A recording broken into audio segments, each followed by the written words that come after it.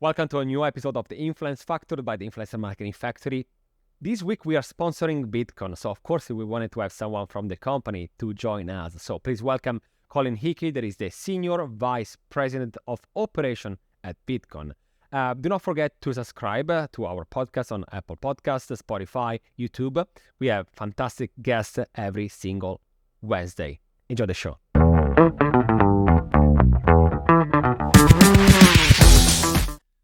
Hey, Colin, welcome to the show. How are you? I'm doing well. Thanks for having me. Absolutely. I'm very excited about, this episode because it's about VidCon. I attended last year. This year we're sponsoring. So I'm like, this is perfect, right? We're combining together, a lot of things all together. But, usually what I do, like, at the beginning of each episode is like going a bit more about yourself, right? And tell a bit, about your background, how you got into VidCon also. And then we're going to more about the company itself. But tell us a bit, how did you get here? Is it your background still from social media? Did you do something different at the beginning, or, more about your journey? My journey here is actually a weird one. So I was an Air Force brat growing up. I moved every 2 years. When I got out of high school, I moved to Wyoming to go to the University of Wyoming, and dropped out after like 6 months. To my mom's, she wasn't too happy with me. But I didn't really enjoy higher education in that aspect, and so I was a music promoter, doing small house shows in Wyoming, and my oldest brothers moved to Missoula, Montana, where I live now and have been for 20 years. And there was a music venue in Missoula that was looking for a promoter, someone to run the calendar there. And so I moved to Missoula in 2000 and took over this club and started promoting music. I joined a band that I was in for 7 years. And so I spent a good decade there, touring the country as a musician. I was booking music at 3 or 4 clubs in Missoula. I was booking national tours for bands based in Texas and DC and Chicago and Missoula as well. So I started to kind of get into live events in the sense of through music. At the same time, during that time, I started a software startup, like an online event calendar for Missoula, because I was promoting so much music. I wanted a place for people to find it all. And this was, early mid 2000s. So internet was still kind of in its infancy, to say the least. And that was a big hit. And so a lot of people started using this calendar in our local community. And it was a big hit, and I ended up selling it to a company called newest.net to then make more of them. And so we worked for them. We set up calendars in Boise and Salt Lake City, Albuquerque, all over. And that's where I met Hank Green, who is the founder of VidCon. Hank at the time was at graduate school at the University of Montana, and his teacher was my boss. He was the one that started newest.net. So I would see Hank come into the office, and we became friends. And newest.net was kind of ahead of its time. It went out of business. I bought back my code for the calendar system, which I still now have this side company called Gatherboard, and we sell online event calendars nationally, actually internationally as well. So then I was doing that, and so that went out of business. And then I was, as I was touring in bands, I was also, when you're touring in a band, you're not making a lot of money, and so you need a side gig, which is usually food service. So I was like a sous chef at a bunch of restaurants in Missoula. I was a banquet chef at a couple of hotels, doing large events there as well. Then I got a job. I finally got out of food service, and I got a job at the Missoula Downtown Association, which is they put on all the big events in Missoula, the community events, so brew fests and car shows and Christmas parades. So That was my gig for a couple of years, and I got to expand from just doing big concerts around Missoula to doing, a car show for 5,000 people, a brew fest for 6,000 people, and started to really get more, just getting more comfortable putting on large events. And at the same time, this is around probably 2020 or 2009-ish. This is right when Hank started VidCon in 2010. And it started to get bigger for him. And I remember he was at my house at a barbecue, and he said, "Hey, this VidCon thing that I started is kind of getting crazy. And I'm really looking for somebody who has event experience and marketing experience to help me with it." And I said, "Cool, man. Well, I will keep my ear open for you. And if I hear of anything, I'll let you know." And then he left. And I remember that night sitting there with my wife saying, "Hey, I think I would be good for that job that Hank was talking about." And she said, "Yeah, I think you're the only one in the room who didn't realize that at the time." he was trying to get you to say something. And so this was this would have been 2013. So VidCon at that point was 3 years old. And I texted Hank that day, and I said, "Hey, I think I could be good for this job." And he said, "Yeah, no, duh. Like, of course, come in and talk to me." So that was the summer of 2013. And I put in my notice at the Downtown Association. I flew to Anaheim, and that, like 2 weeks later, to go to my first VidCon in 2013. And that the rest is history. So it's kind of this weird arc of like music promoter. And I've had experience with so many different types of events coming into it. So I had a weird perspective, I think, too. And I didn't really know much about online video except for following Hank. When he started doing his Vlogbrother videos, I'd always followed him, but I just kind of got thrown into it. And that was almost 10 years ago in July. Wow.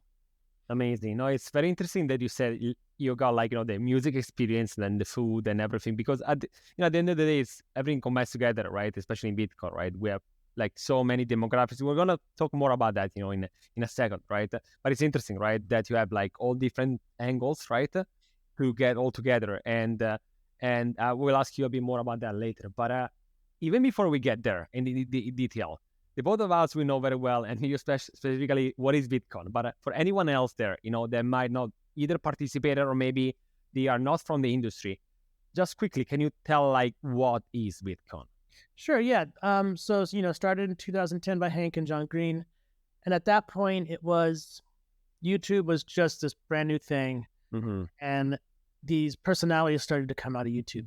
Back in the day, it was cat videos and stuff like that, and all of a sudden, you saw people using the platform as a way to interact with and get fans. And so Hank saw it really early on that this was going to be a thing, like this was going to go somewhere. And his main worry was that there's going to be an event that brings everybody together to celebrate YouTube at the time, because it was the only real platform. And he was worried about someone doing it for the wrong reasons, someone making it a bad event for this, and like doing it just as a money grab or something like that. So he wanted to make a fun event that celebrated what he and his brother were doing, and he had seen a lot of other people doing similar stuff that like they were doing, like these early vloggers. So they started in 2010. It was the first one was in the Central City Hyatt ballroom in the basement. There was like 1,400 people there. A lot of these OG YouTubers were there, and it was a hit. Like I remember he told me, he was like, I didn't know what I was doing. It sold out in the days, and so it started as this kind of celebration of like YouTube specific, and then all these other platforms started to come out over the years, and so we shifted for a while there to just be like a celebration of online video in general, right? And then even now, we're even getting away from that term online video because we see it more as an online communities, right? We're trying to celebrate online communities, whether it's video, whether it's Discord or whatever, right? Like it's just a celebration of those communities that, we've been based in Anaheim for that's our flagship show. And this will be coming up in June would be year 12 in Anaheim. We then, for the history of VidCon, real quick, like Hank sold the company in 2018 to Viacom, which I was a part of that process.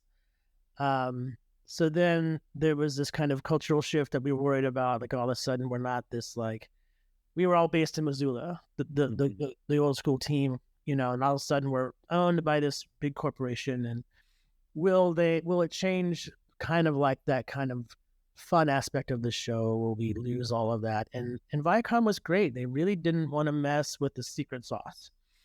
And I guess before that, right before the purchase, we did expand internationally. We were like, had so much interest globally for the show. So we dabbled in that. We went to Australia for 3 years. We did Amsterdam twice. We did London twice. And so when Viacom saw that, they're like, this is great. We're a global brand. You're trying to be more of a global brand. Let's do that. And so so then Viacom merged with CBS, and then they rebranded to Paramount. And they've been wonderful for us, to be honest. We get a lot of resources given to us to the show. They got a lot of iconic brands that were already at the show. Nickelodeon had been a sponsor of VidCon 3 or 4 years before we were purchased by Viacom, which was Nickelodeon, right? So that's kind of the story arc of VidCon, from like this humble beginnings of just kind of celebrating OG YouTube vloggers to now having, multiple shows across the globe and every platform that you could think of represented at the show. Hey, quick break. This podcast is hosted by the Influencer Marketing Factory. We are an influencer marketing agency that helps brands and companies engage with Gen Z and millennials on social media. We take care of influencer identification, storytelling, creativity, negotiation, contracting, campaign management, ROI analysis, in-depth reporting, content boosting, and much, much more. Are you interested in learning more? You can find us at theinfluencermarketingfactory.com, or you can Google the Influencer Marketing Factory. What are some of the differences right now, between like year one? Again, just quoting you from your LinkedIn, it's like, from a small fun event to a global megacon, right, with a significant impact on cultural and economic, spheres in the market. So you said that Paramount was able still to have still the same type of fun and the type of DNA, right? But if you have to think about the first edition to, let's say, the latest one, how did it change it, in terms of the industry? Because there are more creators, there are more followers, there are more meet and greets, there are more companies involved in the creator economy. What are some of the main differences that you noticed in the past years? Yeah, I mean, sheer size for one, right? It went from 1,500 people in Anaheim to 75,000. Wow. But also just the way that the show worked. In the beginning, there was always just this fan track, which we call a community track, which is really aimed at just the fans of the creators. They're there for just to meet friends, have fun, see their favorite creator in a meet and greet, and then we introduced the industry track, which was like, hey, there's an opportunity here. If we're talking about online video and it's growing into this thing, we should have these people there as well to talk about the business of online video, which at the beginning, there really wasn't business. There was no business of online video in 2010, really, but it started to become this thing. There was no creator economy, but now there is, right? So we introduced the industry track, which was a big hit. And then I believe it was 2015, we started to see the split in our community track where there was the diehard fans that wanted to be there to see their favorite creators and get autographs and selfies. And then there was also this other part of that track that they wanted to learn about how to become a creator. Like, hey, I'm interested in doing this. This is before what now we see with kids, teenagers saying, I want to be a creator when I grow up. That didn't exist in 2012, but we started to see it in 2014. And so that's when Hank was like, we need a track that is just specific for these folks that want to learn how to be creators. So we created the creator track then. And so now we have 3 tracks. We have the community track, creator track, and industry track. And I think that was a big moment for us because we were one of the first people to groups, event, whatever, to notice that this is a thing that kids want to be now. This is new, and now it's like probably one of the biggest answers when you ask a kid. I mean, I have a soon-to-be teenage daughter who would probably put this at her top 5, right? Yeah. So I think that was a big change for us, was that when that 3rd track was introduced, which is great, and it really changes the dynamic of the show because you see that color of the badge and people identify with each other when they're like, oh, you're here for the community track.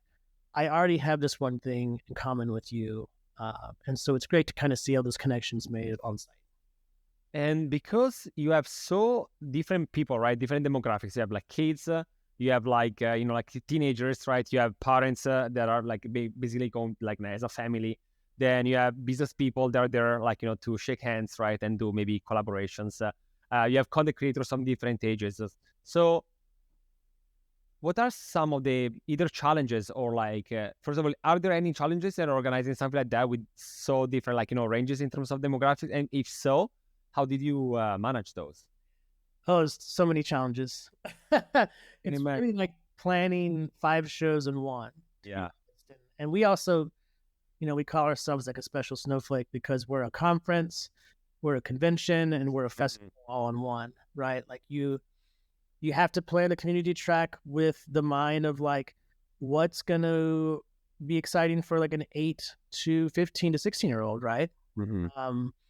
And then you have to plan the creator track with like, what do these people want to learn this year about the creator economy, and then the needs of that track are way different than the industry track. These are industry professionals who, these are C-suite executives, these are marketing professionals, right? That demographic is wildly different than a 10-year-old who's there for a meet and greet. And then you got to think about the creators themselves, right? There's kind of this show within the show where we're bringing 350 plus featured creators to our show on top of another 400 invited guests. And we have to entertain them for 4 days, right? They're giving away a weekend of their summer to spend with us in Anaheim, or Mexico City or wherever. And then, you have the parents, you have our vendors. And so there's this constant juggling between all the teams at VidCon of like, you kind of have to take off the community track hat for a second, put on the creator track hat, and make sure that all of those demographics or just many communities inside the show are all going to walk away with something, right? So it's not easy, but I think we're pretty good at it.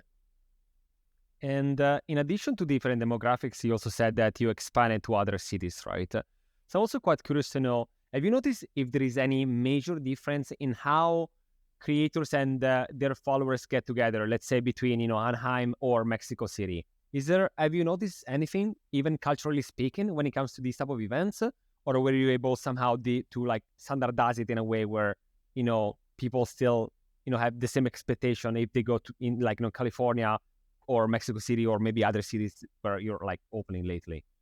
That was a very interesting lessons for us early on when we first went to like Amsterdam and Australia. We did both of those in the 1 year, and we didn't know what to expect because at that time, in Anaheim, the energy of those young kids was insane. It was like seeing the Beatles for the first time, and so we were like, "Wow, is that what's going to be like in Australia? Is that what's going to be like in Amsterdam?" And it was to an extent, like definitely like the fandom was there.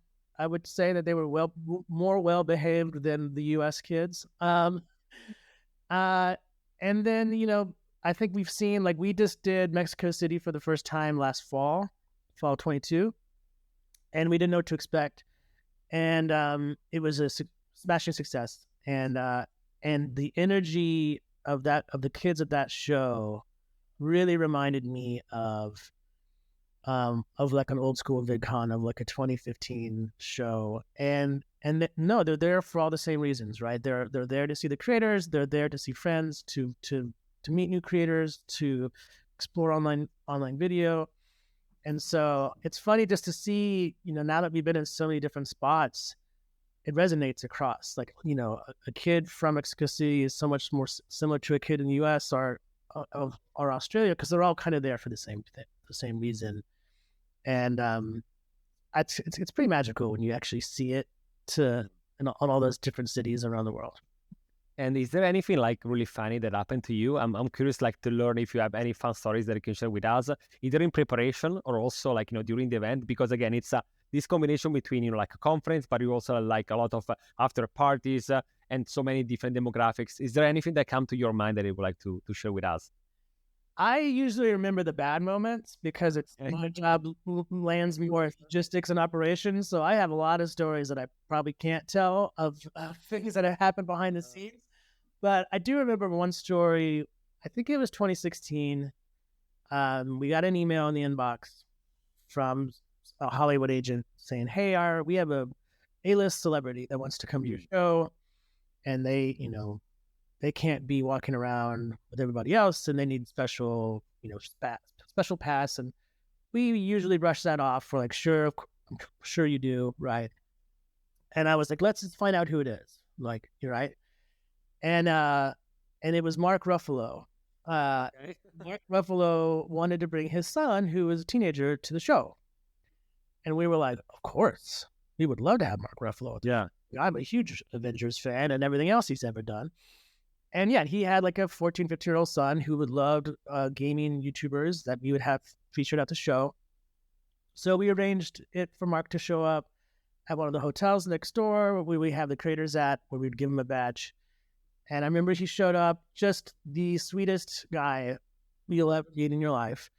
And I was like, "Hey, I can give you this yellow badge, which is like the VIP badge, but if you're walking around, the fans see that color badge and they come to you because they just don't know who you are, but they know that badge color. So we're going to give you a crew badge because then no one will notice you, right?" And so for 2 days, he and his son walked around the show. Barely anyone noticed him. And he would text me pictures of him and his kid jousting in the inflatable park. He was taking selfies in the Instagram lounge with creators because they recognized who he was. And it was like this hilarious 48 hours of Mark Ruffalo just having the absolute best time at VidCon with his son. And then all the creators noticing him. Like, I have a picture of him and Hank Green at one of the parties, selfie. And so it was like one of those funny moments where also like one of the biggest A-list Hollywood celebrities could walk around our show, pretty much no one noticing him, because all these kids are there to see their favorite creators. And yeah, him texting me to thank you afterwards and just being like, "Wow, what a blast! I had so much fun. I want to come back again." And so that's one of my favorite VidCon like fun stories. Nice. The crew badge was a good idea, I guess, right? Because you're right. It worked out well. Right. Even you're totally right. Even if I noticed that last year, even if like, you don't know necessarily the person, but if you see the badge, like the VIP, you go there for a picture. Just like, because you never know, right? Maybe someone is going to tell you like, "Oh, that person like, oh, I got a picture, right? Or a video. So I can post it online." So that was a good call. And also like, what I like of VidCon is that there are so many like after parties, right? And there are so many events, like satellites events happening also around. Last year I really liked, the Mr. Beast, like, the drive-through, the Spotify and Disney World, like, the really amazing ones. So without like big spoilers here, but is there anything that you can share with us? Anything really interesting that is going to happen? I don't know if you can share, but if you can, is there anything? Sure. I could tease some stuff. Okay.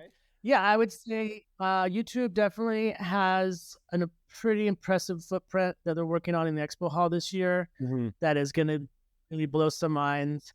Mars, as always, has been a long-time partner of ours, Mars Candy, and their booths have always just kind of set the bar really high of like what an immersive experience can be like. And they are not letting the foot off the gas this year. That booth is going to be pretty spectacular. And then last year, Squishmallows was like the big talk of the town. Especially, I brought my kids for the first time last year, and they were blown away by Squishmallows. Squishmallows is returning again this year with a different booth, and it looks like a blast. That line will be around the block or around the expo hall.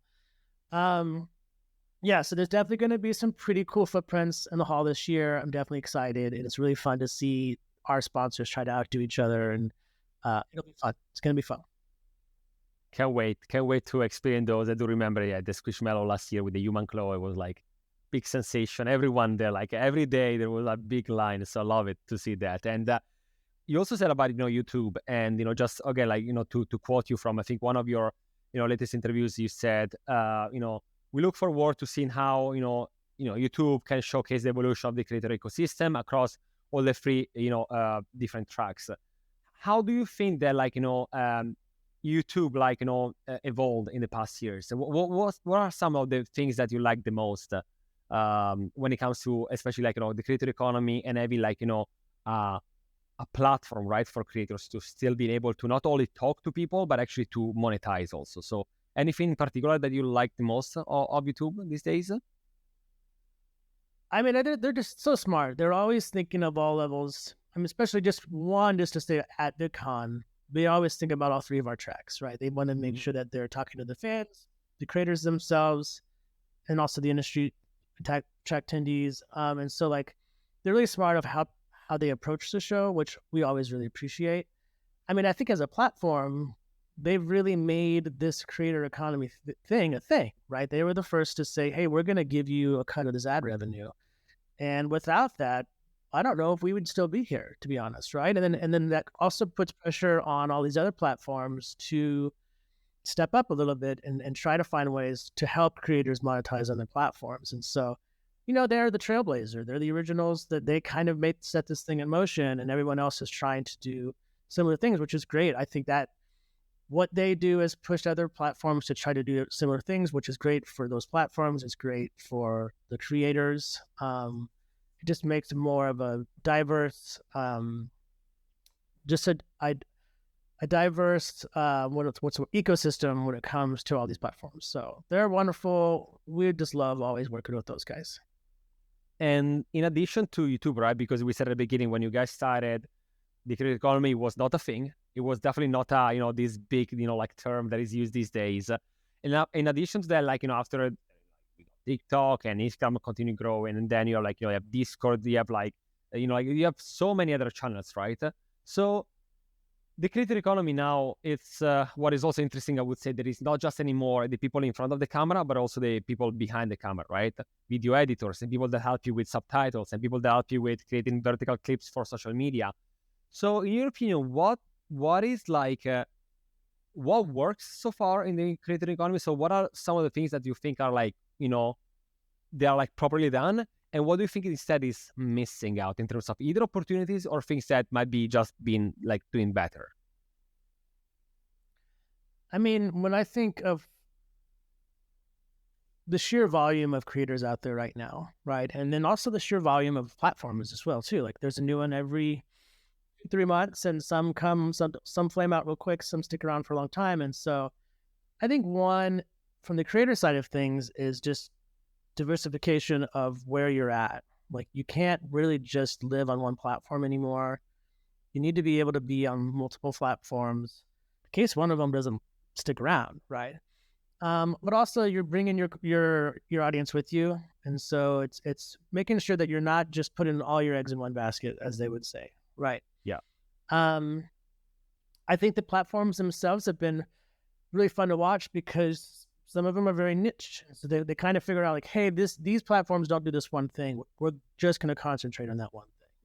Mm-hmm. And they do it really well, and they do great. And so other platforms will see that and then maybe want to copy that or whatever. So I think having more platforms is good because it keeps the other platforms, the ones that have been around for a while, to adapt and continue to make new features that help their creators. And so, by having these, when you have competition, it's going to make you think more about internally what you're doing. And so the platforms are getting better, which then also serves the creators really well.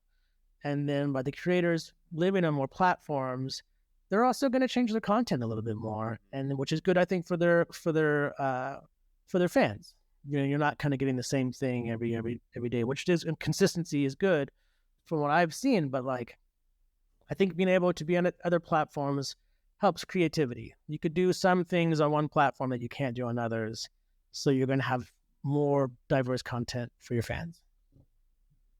Absolutely, I like that. And also, like, you met, like, I guess, like, I cannot even imagine how many creators you met in your, like, life, on especially on VidCon.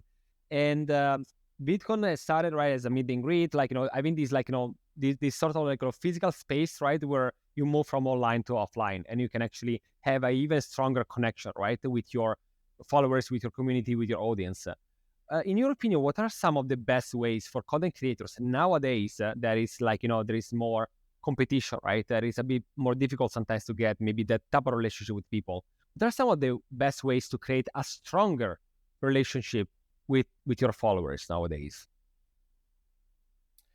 That's a good question. I mean, I think also it's like go to where they are. So like, I mean, if you're